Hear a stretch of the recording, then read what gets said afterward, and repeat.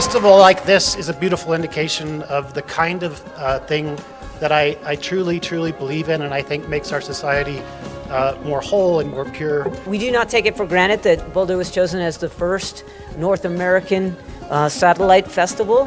It's a huge honor we will not forget, and we are enriched because of it. We are indebted to both the local and international people that came together to make that happen, and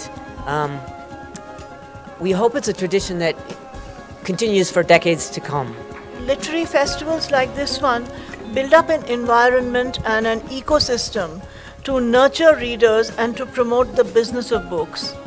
They provide an invaluable forum for writers to connect with other creative people. We sit there peering into those electronic grids in front of our eyes, and it only increases the desire to see the real thing in the flesh, to actually hear an author speak firsthand, to read from their work, to hear the tones of their voice modulate as they read their most treasured passages of prose. For us, it's special. This was our mothership, and it continues to be. The other editions that we have across the United States are smaller versions, different programming, but smaller versions.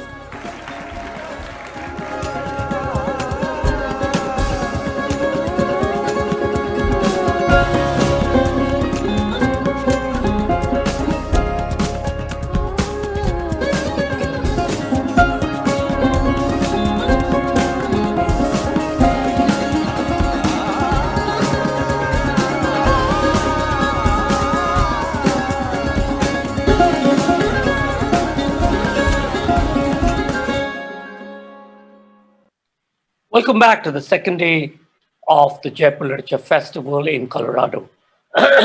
On behalf of Namita Gokhale, William Dalrymple, and all my colleagues at Teamwork Arts, and of course on behalf of Boulder Public Library and the City of Boulder, welcome you to this session. Indigenous Trauma in the Face of Colonialism. Tanya Talaga in conversation with Daniel Lak, to be introduced by Sylvian Farby, the Consul General of Canada in Denver. Award-winning author and journalist Tanya Talaga's latest book, All Our Relations, Indigenous Trauma and the Shadow of Colonialism, examines the deep intergenerational trauma and the shadow of colonial history on Indigenous children, creating a devastating suicide crisis amongst the youth. Talaga has also written the acclaimed book, Seven Fallen Feathers, Racism, Death, and Hard Truths in a Northern City. In conversation with Daniel Lak, he delves in the spiritual and the physical separation from land and identity, and the need to create a more equitable world for all Indigenous people. Tanya Talaga's participation in this session is sponsored by the Consul General of Canada in Denver. Tanya Talaga is Anishinaabe and is a journalist and was a columnist for the Toronto Star. Talaga, as I said, is the author of The Seven Fallen Feathers, which was the winner of the RBC Taylor Prize, the Shaughnessy Cohen Prize for Political Writing, and the First Nation Communities Read Award. Young adult work. It was also a finalist for the Hillary Western Writers Trust Nonfiction Prize and the BC National Award for Nonfiction, CBC's Nonfiction Book of the Year, a Globe and Mail Top 100 book, and a national bestseller. She's also the author of the national bestseller, All Our Relations, Finding the Path Forward. Daniel Lak covered South Asia for the BBC from 1992 to 2004, based in Pakistan, India, and Nepal. He's currently the Canada correspondent for Al Jazeera English. He's also made films and documentaries for the CBC, Art and Arte, and MDR Germany. His written journalism and opinion has appeared in the South China Morning Post, the Globe and Mail, the Nepali Times, CBC.ca, the Daily Mail Time, and various other publications. Lak is the author of India Express, The Future of a New Superpower, and he's presently writing on a new book. Before we begin the session, may I please invite Sylvian Farby, the Consul General of Canada in Denver, to say a few words. Sylvian Farby, thank you so much on behalf of JLF Colorado and all of us at Teamwork for continuing to support JLF Colorado. Ladies and gentlemen, Sylvian Farby.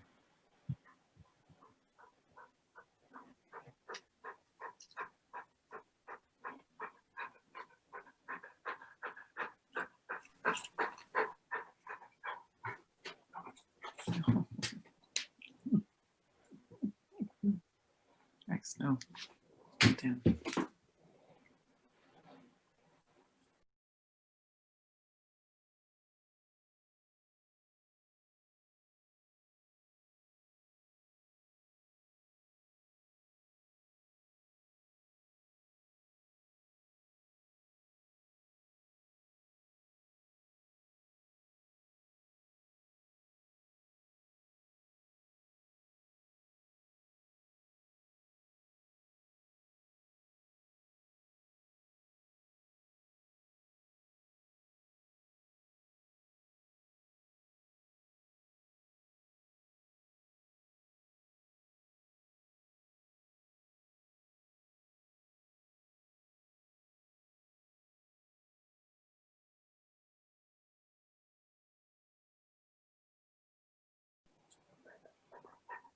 Do remember that this session will be followed by a Q&A. So please do feel free to send in your questions, and we will ask Daniel Lak to pose these to Tanya at the end of the session. Remember, all our sessions are available to view on our Facebook page, JLF Lit Fest, and on our YouTube channel, Jaipur Lit Fest JLF. As you know, we struggle to bring you JLF Colorado without charging a registration fee, so please do donate as generously as you can to continue to ensure free flow of knowledge and information. Ladies and gentlemen, Indigenous Trauma in the Face of Colonialism, Tanya Talaga and Daniel Lak. Over to you, Daniel. Thank you, Sanjoy. It's wonderful to be here to speak to people through the wonderful Jaipur Literary Festival, wherever it's held. And let's hope that very soon we're doing it online, but in person, all around the world, as has been the case. Tanya, what an honor and a pleasure to meet you. Thank you so much, Miigwech, for doing this. Uzu, it's an honor for me to be asked. I'm grateful to be here. Just before we start into the question and answer, before we start into the talk, let's just clarify for people who might not be familiar with the Canadian context a few terms. First Nations in Canada means the predominant Indigenous group in the country that lives south of the Arctic Circle. In earlier days, because European explorers were very bad with geography, they called people who were known as Indians. That's not a term that's used widely anymore. First Nations. If we have occasion to, we'll also talk about the Inuit, the people of the Arctic region, and the Métis, people who tend to be the descendants of First Nations women and fur traders from French-Canadian culture, and a broader definition, but no need to really get into that detail yet. Colonialism, that's one of the words we're using in the title of this session. That means different things to a lot of different people. If I stop someone from my part of Canada, the settler immigrant part of Canada, they might say colonialism. That's history, it's distant. If I asked a friend in India, they would say we had an anti-colonial struggle and we won. We live in an independent India. But to the First Nations and Indigenous people of Canada, colonialism is something extremely different, isn't it? Mm-hmm. It truly is. Colonialism is still something that we live with every single day here in Canada. As a First Nations person, this is one of our realities, you know. There is still something on a piece of legislation on the books in Canada called the Indian Act. And it has been in place, it has been law since 1876. And it governs the life of every single status Indian in the country of Canada. So basically, when you were born as a First Nations person and the government has decreed that you are a status Indian, they assign you a 10-digit number and your name is put on a roll and you are supposed to receive special government benefits and everything else. But sadly, the truth of being a First Nations person means that you're often treated like a second-class citizen in the land that is yours. And let's not forget that, and you refer to it in both of your books, that the apartheid rules in South Africa, in part, were probably based on some of the provisions of the Indian Act, including the pass laws that prohibited people from leaving their community land, their reserve that was assigned them by the government. Their own land, terribly shrunken and given them by the government.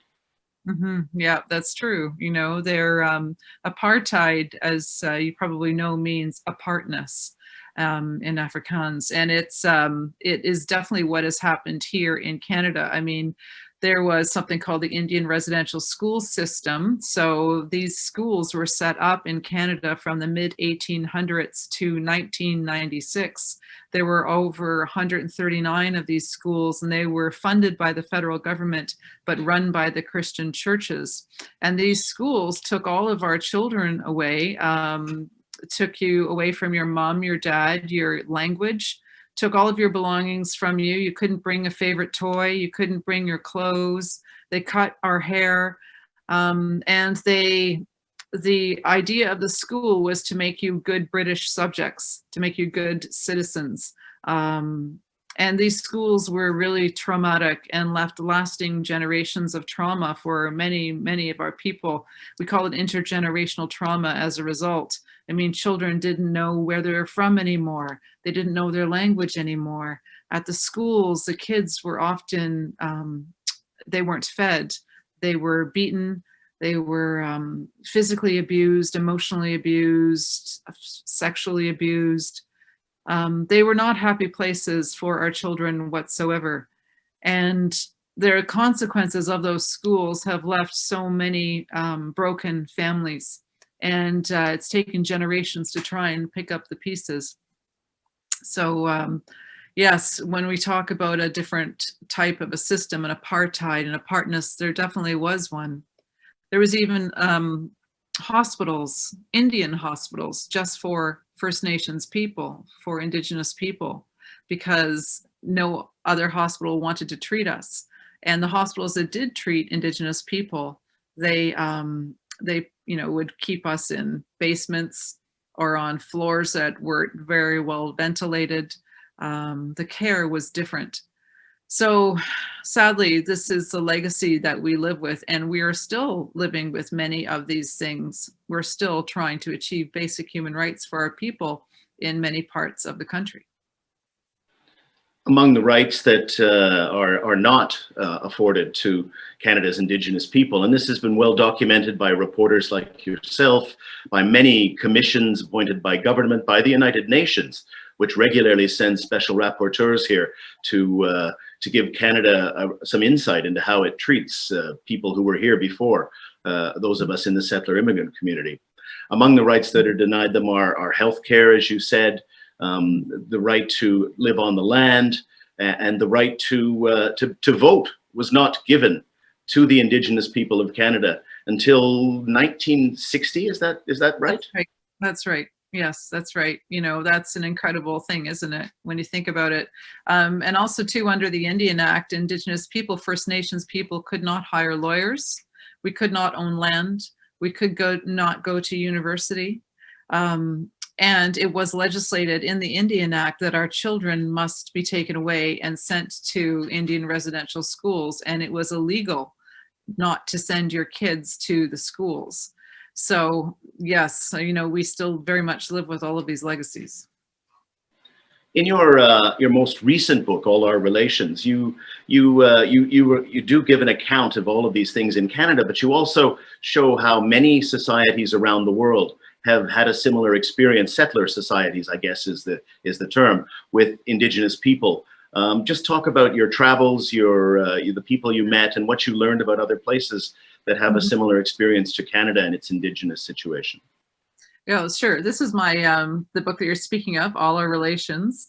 And for this book, I traveled, oh my goodness, I went to the Sami lands, and so northern Norway. I was in Sweden as well.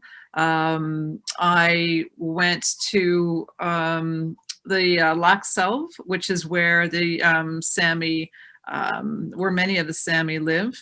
And I was lucky enough to go there actually with a group of Indigenous mental health experts and doctors and specialists. And it was really quite an amazing thing, because there was just like Indigenous specialists in mental health care from Australia, Maori, from America, from Canada, and we all traveled together to meet the Sami. And while I was there, I met, because traveling with us was Dr. Helen Milroy, who was the very first female Australian psychiatrist.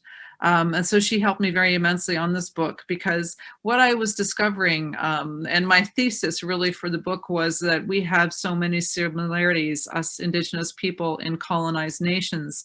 When you look at Canada, when you look at America, when you look at Brazil and Australia and the Sami lands, for instance, you will see nations that were colonized by another power, and those people brought their laws. They took us off of our land in every single one of those countries. And there was also some system of Indian residential school, boarding school, and the main purpose of these schools were to take children away and to teach them another language, English, for instance, if it was in Canada and America, and also to, quote unquote, again, beat the Indian out of the child. And that action was basically done to assimilate us all over. And why? To take the land. To take the land so the settler population could have the land and they could build their own country. And so what I discovered when I looked at Australia, America, Canada, the Sami lands, and Brazil, was that all of these nations too had very high suicide rates amongst their youth. High suicide rates specifically amongst young males. And I kept wondering, why is that? Why do we have this awful similarity? And it's for all those reasons I was just talking about. It was about, to be frank with you, is to, that pulling away of First Nations people, of Indigenous people from the land, that violent separation of spiritually of ourselves, because we are very much the land. As an Anishinaabe person, I am a spirit walking this world in this body, but I am connected to all other life forms. I'm connected to the earth, I'm connected to the trees and the water and all the people here, and we all have meaning, and each one of us belongs. That's what we believe. But then when you have the Judeo-Christian viewpoint come crashing down on us and forced on us, those beliefs become shattered, and we don't know who we are anymore. And we're trying to fit ourselves and our spirits and our minds into another way of thinking. And what we are doing now, I do believe, is a reclamation and turning away from that and reclaiming ourselves and going back to know who we are again as First Nations people. And that's just not here. That's also in First Nations communities in America and in Australia and in New Zealand and in the Sami lands. I particularly was taken by some of the chapter titles in all our relations, and horrific things were being related, but the chapter titles were poetic almost. Talk about the third space. You sort of are, but maybe draw it out for us as a concept, living in the third space. Mm-hmm. Thank you for that. The third space is something that people in Australia, Indigenous people in Australia, First Nations people in Australia, believe is a state of mind of our children. Our children are caught between this is what the United Nations often says, our children are caught between present day dynamics. We're caught between the past and what's happening in the present. But the thing is, our children, no child is asked to be born in certain circumstances. No child is asked to be born into circumstances that are defined by poverty, where your land has been taken away, when you are treated like a second-class citizen, and when you, just because of the color of your skin, that you are treated differently than someone else. And oftentimes too, in Australia, this space is a division line. It's a space where our children are floating. Australian Aboriginal children are floating between the past and what they know and history and culture and what is there now today, the world that they're caught up in, the world that they live in, that is so unlike theirs. And in between, there is a third space. And that is where the children are caught, and they don't feel like they belong anywhere. They don't belong in this world, they don't belong in that world. There is no tether. And so, you know, and especially too, if you think of all the people in your life who love you, all the people in your life who provide you with grounding and support. But if you are an Indigenous child that's been taken away from your mom and your dad and your family and your community, you're floating. You feel like you have nobody to tether you, and you're floating in this third space of neither here nor there. And that is one of the things that we discuss when we think about suicide with our children, and that feeling of no belonging. And in the book, All Our Relations, I talk a lot about belonging and the need to instill belonging in our children again, and pride of who they are and where they come from, and that pride of the land, and hoping to restore that in order to turn those suicide numbers around. It does. Also, in your first book, Seven Fallen Feathers, some hard truths about racism, death, and hard truths in a northern city. Children are very much at the center of that. Children and youth, children and young people. But it's a story of 7 people who died away from their homes in a Canadian city, a northern city. But it's also a story you, I won't say stumbled onto because you knew all about it, but you originally reported on by accident. Just talk about how you first encountered that story and how it grew into this book and this passion that you're doing in this passion that you're reporting it with. And Miigwech, thank you very much for asking me about that. You know, I was raised in Toronto, outside of Toronto, really. You know, and my mother is Ojibwe. She was an Anishinaabe person, and my dad was Polish. And I grew up here in Toronto, away from my mother's family, away from my mother's language and from all that she knew.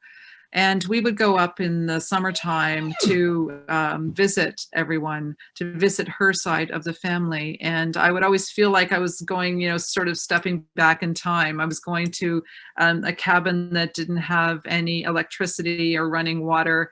And there was often furs on the floor, and there was a teepee outside that I could play in. And, you know, when other kids that I grew up with would talk about going away for the summer, they would talk about going to cottages, you know, homes by the lake. And they were very different experiences from where I went. And so this is how I was raised, sort of walking in and out of these 2 different worlds. And when I graduated university, because I went to university in Toronto, in the city, and I got a job as a journalist at a newspaper, you know, I conformed to what was there. In order to keep your job too, you know, you have to do whatever it is your boss tells you to do, your city editor tells you to do. So I covered all the crime and mayhem and the politics of the time and of the place. And there wasn't really an appetite to hear about Indigenous stories, First Nations news. Now, this was in like the 1990s and the early 2000s. And it wasn't until 2011, when we were having a federal election here in Canada, that I pitched a story. Because at that time, I was a political reporter. And, you know, the federal election, that's sort of the biggest thing that you want to be a part of. And so that's the biggest story of the day. So I pitched a story to my editors as to why it is First Nations people in Canada don't vote in elections. Now, I have to tell you that I knew the reason why. I knew, as Daniel said earlier, that if you were a status Indian in this country, you did not receive the right to vote until 1960. And I knew that, but I thought to myself, I'm going to write this story anyway. And I'm going to try and explain to Canadians. And when I said that to my editor, she thought it was a really exotic idea. Because in 2011, even though that's just 9 years ago, that was before the rise of social media. That was before you could hear our voices more. You could read our books like so much more now. Right now, there's an acceptance of our stories, and Canada is starting to find out about the true history of this country. And in part, that was brought to Canada due to the Truth and Reconciliation Commission. Do you remember those residential schools that I was talking about earlier? Well, it took a very long time. I mean, the last school closed in 1996, and over 150,000 of our children went to those schools. But in 2015, Senator Murray Sinclair, an Anishinaabe judge from Manitoba, he released this absolutely massive report after speaking to 6,000 survivors and witnesses to the Indian residential school system. And this report that he released was a huge history too of what happened in those schools. And Canada was shocked. You know, unless you're a First Nations person like myself, I mean, my mother was raised by residential school survivors. We knew about the schools. We knew what it did to generations of families, but Canada never really wanted to accept it. They never would look at it. They would say, oh, that's not my problem. That's just an Indian problem. And there's, as a result, to be quite frank with you, there has also been a racism that runs through this country towards Indigenous people. And so when I pitched that story, all of these things are floating in my head, right? When I went to Thunder Bay, and Thunder Bay is on the north shore of Lake Superior, and that's where my mother was raised. My mother is from the community of Fort William First Nation on the north shore of Lake Superior. And so I went up there to see actually the Grand Chief of Anishinaabe-Aski Nation, Stan Bairdy. And I went up to go see him to ask him the question of why it is people don't vote, First Nations people don't vote in the election. And that's when he looked at me and he said, why aren't you doing a story about a missing 15-year-old boy named Jordan Wabas? And I remember thinking to myself, oh my gosh, am I mumbling? Could he not hear what I was saying properly? So I repeated my question, you know, why is it Indigenous people don't vote in elections? And he again said to me, Jordan was from Webequie First Nation, and Jordan was 15. So we went back and forward like this together for a while. You know, I would ask a question of the election, and then he would tell me a fact about Jordan. And after about 10 minutes of this, I realized that I was going to be getting nowhere. You know, I had to put my manic Toronto journalist self aside, put that part of me away, and realize that I was sitting in the presence of a Grand Chief, and he was trying to tell me something. And I had to realize who I was too, as an Anishinaabe person, and I wasn't listening. And that's when I like to think that I heard him. I opened my ears to what the Grand Chief was saying, and that's when he told me that Jordan was the 7th student to go missing or to die in Thunder Bay since 2000, and that was 2011. So and those were the 7 fallen feathers. The 7 fallen feathers, that's right. Mm-hmm. We're running a little bit late on time, but let's just talk about the book for a little bit. The tale you tell is devastating. It's depressing. It paints a picture of racism, neglect, of unconcern for children, for their lives, their futures, and for their persons. What lies behind that? Is there something wrong with Thunder Bay itself, or is it a Canadian phenomenon? No, it's, you know, well, there's two things. I mean, to be honest with you, Thunder Bay, where 7 Fallen Feathers took place, it's a city of about 120,000 people on the north shore of Lake Superior, where my mom is from. And it is, sadly, it is the hate crimes capital of Canada. Statistics Canada has come out over the past several years to say that Thunder Bay has this horrible and dubious honor. There is a real us and them. There's a red face and a white face to the city of Thunder Bay, the red face being the Indigenous face and the white face being the non-Indigenous, the white face. And again, we have the same situation, right? Of land being taken, of people being dispersed, and that separation of the two societies. So there is a racism there, like, you know, there's that apartness. Again, we see it time and time again. And it's not just in Thunder Bay. We see that as well in Saskatoon. You know, we see it in Toronto. We see it in Vancouver. We see it all over Canada from coast to coast to coast. And why is that?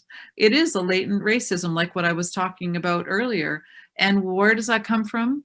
Well, that comes from the fact that our children were put away in those schools. And guess what? Canadian children, white Canadian children, were never taught of the Indian residential school system. Never. They weren't taught about the Indian Act and what it meant. Like, I'm going to bet, Daniel, if you grew up in Toronto or in Canada, you didn't learn about that in the school, did you? No. You know, and so generations of Canadians grew up not knowing the true history of this country because the truth was kept hidden from the people. But it's not anymore. Probably not anymore, please. Yes, I was going to say, without us being Pollyanna, can we talk about what's to look forward to? But that is the hope, you know, like, you know, that Seven Fallen Feathers and All Our Relations are very hard books. That's true. And they are books about genocide, you know, the genocide that has happened to our people here in Canada. And All Our Relations talks about the genocide that's happened and is happening in Brazil, in America, and in Australia to First Nations people as well. But what both books shows is a resiliency. It's a resiliency. We are still here. We have not been erased. We're getting louder and stronger, and we are still pushing for our basic human rights. Because, you know, as Martin Luther King said, nobody hands you anything in this life. You know, no one will wake up one day and just hand you your human rights. You have to fight for it. I mean, India knows that very well. And so we have to fight for it here as too. And that's still what we're doing. Like, we're still fighting for clean water in our communities. We're still fighting for high schools for our children in our communities. We are still fighting for doctors and nurses to be in our communities. And until we get there, we won't stop. There's a real role for the land, for connections to the land, for spirituality and ritual too. That's a cause for hope, I think, isn't it? Oh, absolutely. Absolutely. Because that's who we are, you know, and a return to that, it gets us stronger and makes us feel that belonging that I was talking about earlier, that belonging that we have lost for so long due to all of these forces that have tried to pull us off the land and away from each other.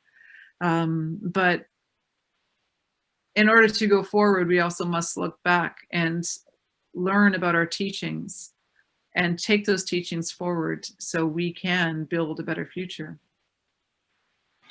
Well, as I was told by some friends or some people I met while covering a story on Indigenous issues, it's the fastest growing community demographically in Canada. Still fairly small, but the people are investing in the future that way. Young people are writing books and making art and becoming lawyers and doing a lot of things while still facing all of this trauma, this intergenerational trauma, this current racism. I mean, I can't imagine other communities, at least the settled community that I'm from, being able to remotely cope with that. Mm-hmm, mm-hmm. You know, it's true. And that is what gives us hope. That resiliency is what brings us forward. And with youth too. I mean, our young people are growing up knowing a little bit more about who they are and where they come from. But we still have a long way to go. You know, we still have a lot of issues in this country, like when the residential schools closed, for example, the child welfare agencies opened up. And child welfare agencies are, you know, run by each of the provinces, and they take our children away from their families and often place them in foster homes or in homes to be adopted by white people.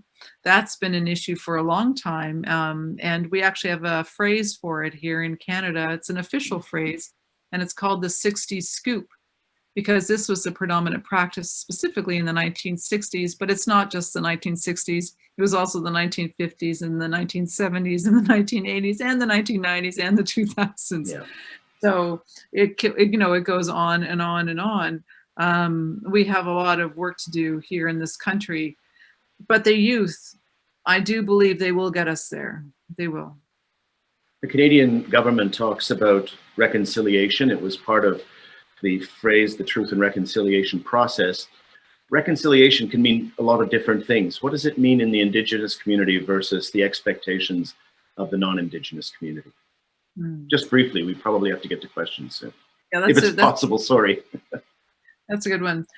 You will not hear a lot of First Nations leader talking about reconciliation.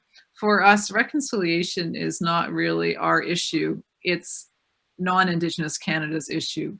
You have to reconcile it with us. Like when you think of reconciliation, the root of the word, it means the coming together of two equal parts. Well, there has never been two equal parts here. And First Nations people are tired of promises and rhetoric of getting a hug and saying, you know, we're sorry, but yet the practices still continue. Still, we have no water for our communities. Still, our children don't have high schools in their communities. Still, we have all these same issues that we are fighting for. So to us, reconciliation, empty promises for the most part. In order to be serious about reconciliation, Canada must do many things. Canada must share power and resources and land, the land that was taken from our people, the resources that built this country and made this country a profitable, beautiful place and gave people comfortable livings and lifestyles. There were people here that was taken away from. And until we start restitution and making things better and sharing power, and this country was built on treaties too, I should tell you. So they were agreements between the Crown, the British Crown, and the First Nations people that were here. But sadly, one party, the Crown, did not live up to the agreement with treaty at all. We were supposed to walk forward in a good space and share the bounty of this land equally. That never happened. The British and the Crown went forward and did well and did not share the bounty of the land. And as a result, in Canada right now, you will see there are so many court cases, and the government of Canada spends hundreds of millions of dollars every year fighting us over these treaties, which are legal documents that built this country. And that hasn't stopped. I think we can get to a few questions now, if that's all right with you. They're coming in. We have one from Jenna Rose. Do you think it's true that Indigenous journalists bring a shared experience to their work that is unique to their lived history in Canada, accounting for systemic effects of colonialization? I think that as a First Nations person, you can't help but bring that part of who you are to your reporting. You can't help but bring in that experience that you've had with your family, you know, of what it's like to lose your language, what it's like to have a parent that grew up with residential school survivors and the trauma that was passed to her. I mean, it's, you can't erase that. That is part of who you are. And as a journalist and as a writer, that is also part of who you are. You know, our life experience shapes us and it shapes our objectivity too. But saying that though, you know, I've been a journalist for many years. I was at the Toronto Star for 20 years and now I'm a columnist at the Globe and Mail. And you sometimes, you know, get labeled an activist if you raise your voice a lot and, you know, you're an Indigenous person, or if you're a Black person and you're a writer and you say these things. And for a long time, I had issues with that word, right? Because I would say, well, I'm a journalist just like anyone else. I'm just telling the truth and exposing the truth. And now, to be honest with you, now that I'm older, I don't really care what people call me anymore. And just, I'm a writer, and I like to think that I tell the truth of my people. Here's a question that occurred to me. It's from Jenny Albert.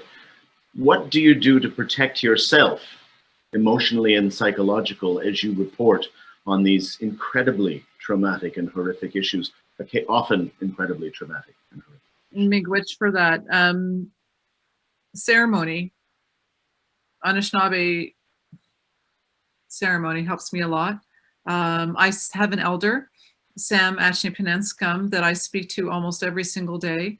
Sam is in my first book, Seven Fallen Feathers. Sam is a survivor of 3 residential schools.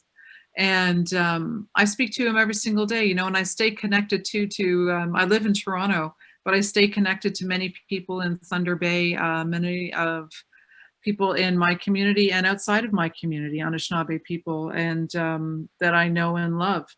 And also to the people I write about, I still keep in contact with everyone. And there is something to that.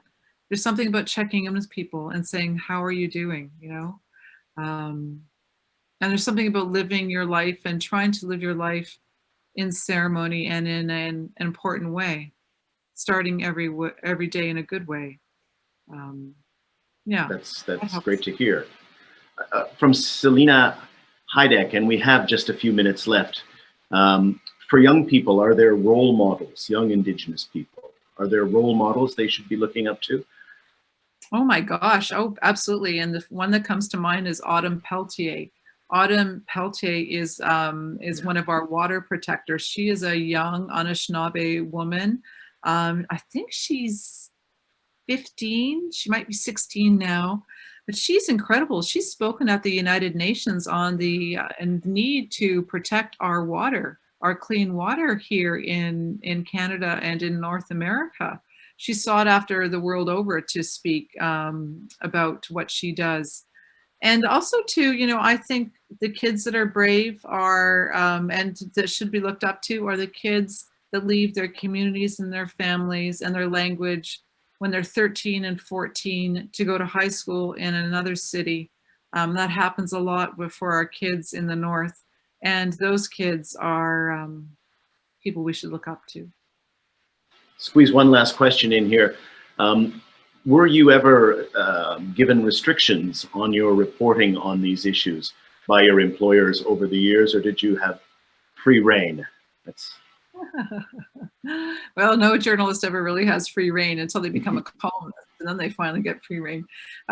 So yeah, you have to ask your stories. You have to pitch your stories to your editors if you get to that stage in your reporting career. I mean, oftentimes too, when you're starting out, you're given stories and you're told don't come back unless you get that story, and you land it and it's better than everybody else.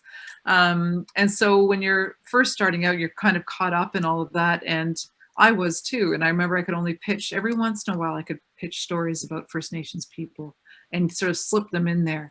But I do remember my editors saying at some point, well, we don't want too many of those stories. And when I started writing about the Seven Fallen Feathers for the Star, I mean, there was definitely blowback after a while of, well, does she have to write another one of those stories? Getting really repetitive. But to me, I couldn't see why the entire country, why all of these reporters weren't writing about what was happening to our people. How could they not? Canada prides itself, the media too, on its investigative reporting, its special projects and all these wonderful things that they did. But where were the reporters when our children were being abused and sodomized in the residential schools, or starved to death, or medically experimented on? Where were the special projects? The Canadian media has a lot to answer for. Still does too. Any time to just talk about COVID-19 and its impact on Indigenous Canadians? It's been disproportionate, I believe. Right. Well, right now in Nunavut, so where the Inuit people live, it's really quite bad. It's just sort of taken off right now. Throughout our communities, First Nations communities, I can't speak to every single one, but in Manitoba right now, the province of Manitoba, the First Nations communities are having a very hard time with it. In Northern Ontario, it's been difficult as well. And in part of the reason is because we don't have public health systems. Right. We don't have running water in our communities. We don't have doctors or nurses. So how do you possibly fight a public health epidemic if you don't have any of these things? It's impossible. But what's been incredible are the leaders, the First Nations leaders in Northern Ontario, like the Anishinaabe Nation. They have, out of thin air, created health systems. They've got all of these doctors and epidemiologists together to work with them and to take them every single day and to meet and figure out how do we keep our communities safe when we have all of these other issues that we can't really do nothing about at this point in time, like having no sewage system and clean water. So it's been remarkable what leaders have done in the North, actually. Well, I think it's probably time to let people in this part of the world brush their teeth or whatever they're going to do before bed, and for those in India to get on with their day. But thank you very much, Tanya. It's been an honor to speak to you. Your books are absolutely marvelous. They're a wake-up call to this country and to societies around the world that face these issues, and they're inspirational, I rush to add, in places. So thank you so much. Chimigwich, I'm very, very delighted that you asked me to be here today, and everyone be well. Thank you so much, Daniel. Thank you so much, Tanya. And, you know, as you said, the indigenous people across the world, all the way from Australia through India into the Africas to North America and South America, their voice needs to be heard. And as you said, fighting for your rights. I remember last year at JLF Toronto, I sort of pushed back about my having to say the prayer in the beginning, acknowledging the indigenous people, and I was sort of criticized. And I said, well, you know, it doesn't make sense for me to do that because I feel it hypocritical. And if you are acknowledging that this land is theirs, why don't you pay them rent or give it back to them? It's quite simple. It's not such a complicated affair. And that sort of, you know, caused some consternation. But thank you for writing what you do, and thank you for bringing that to all of us. Thank you, Daniel. That was a fabulous conversation. And thank you all for watching and being such a great audience. Sorry we couldn't take all the questions. We encourage you to buy the books of our speakers that are available through the Boulder Bookstore within the United States and Full Circle within India. We weren't able to have Sylvain Fabi, the Consul General, speak earlier, but I'd love to invite him to say a few words. The Consul General of Canada to Denver, they've supported Tanya Talaga's appearance in this conversation. Sylvain Fabi, over to you. Hello and bonjour. My name is Sylvain Fabi, and I'm the Consul General of Canada for the U.S. Mountain West region based in Denver, Colorado. The Consulate is excited to once again partner with the Jaipur Literary Festival to support 3 incredible artists from Canada, whom it will be my honor to introduce to you in a moment. The Government of Canada is a proud supporter of the arts, particularly stories created and told by diverse voices that have the power to open our eyes to new ideas and perspectives that broaden how we understand and live in this world. Why? Because art is activism. Stories have the power to capture our thoughts, our emotions, and help us better understand and relate to one another. And I'm excited to introduce the 3 artists with us at this year's festival. The first is Jan Martell, a highly decorated author, most famous for the best-selling novel Life of Pi, which won him the 2002 Man Booker Prize.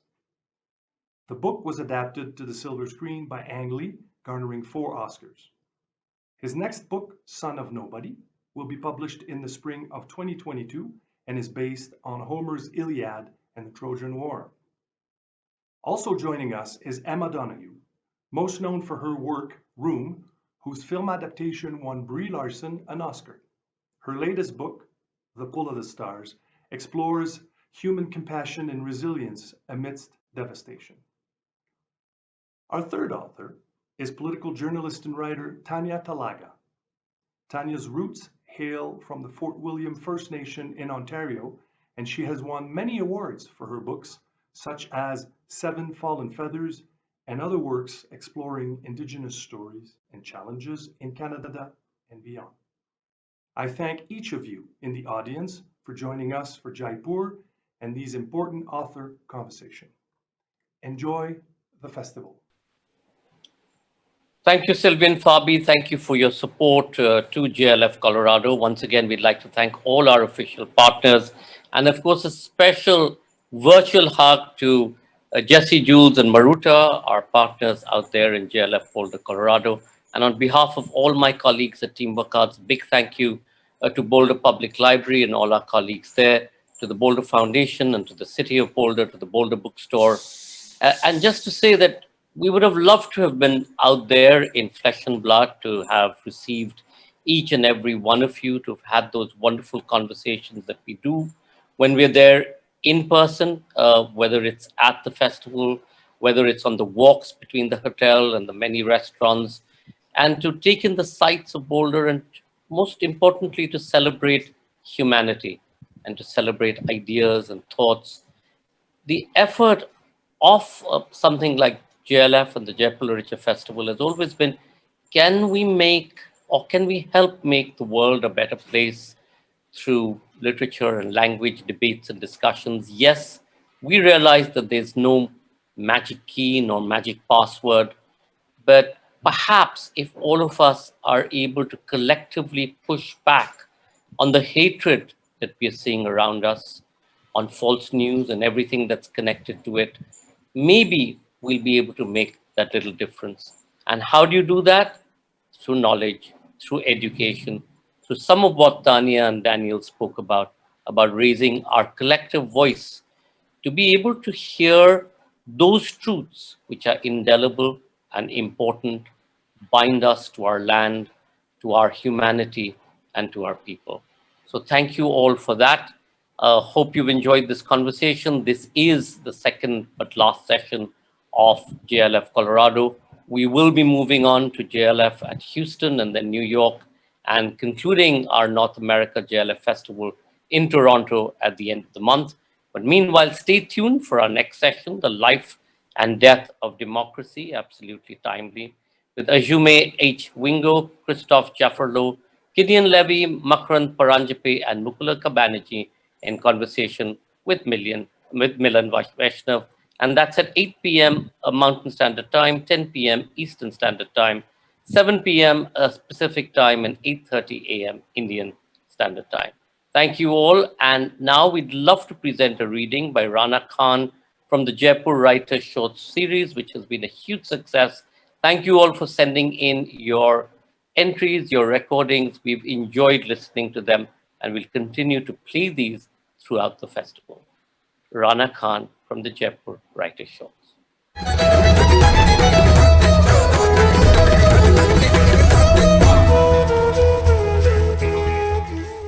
The title of my poem comes from a question most commonly asked of immigrants.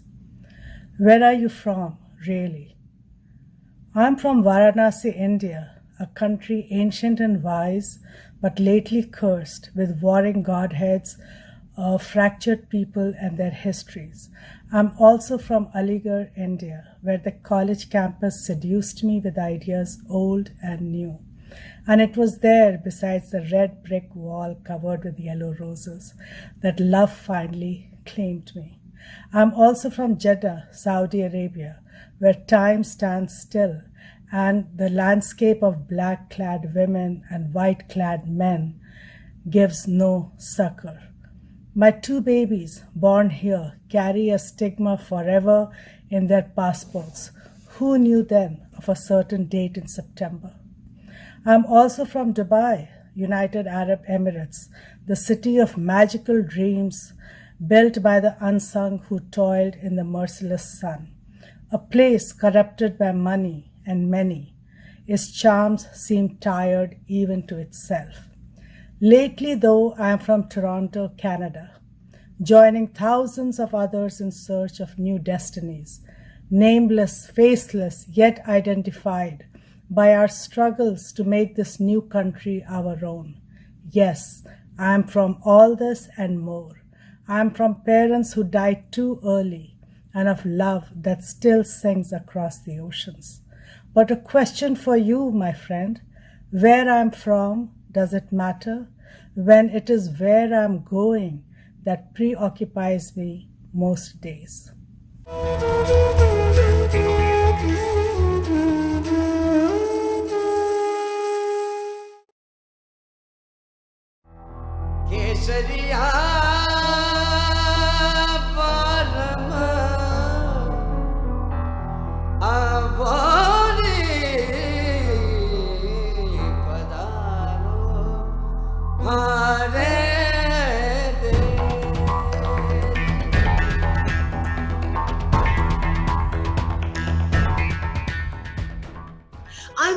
Jaipur Literature Festival a living library, or perhaps even a library of life.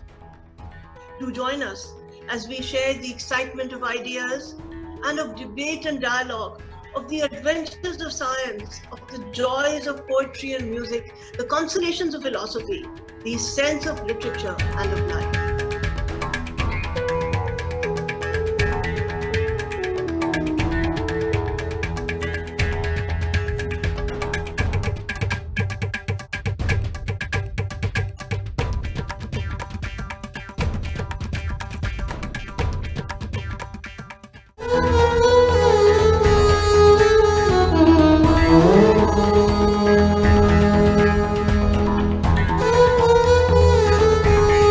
I had heard so much about the festival in India, the scale of it, the energy of it, and I just love the fact that there is this effort to bring it to other cities in the world.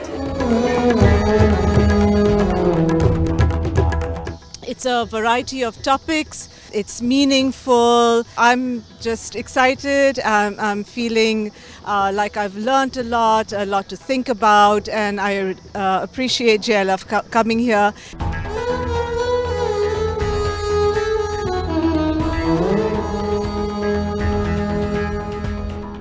Going forward, it would be a very good thing to do for the community to have this event on an annual basis.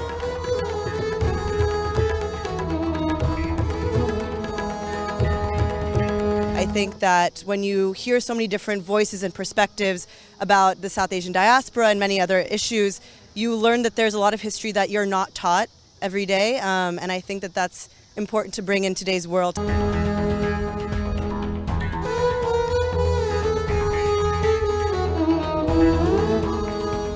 I was actually really surprised by the camaraderie I experienced here and the way that people at JLF, both attendees and other panelists, seem to really connect profoundly to literature and care about it.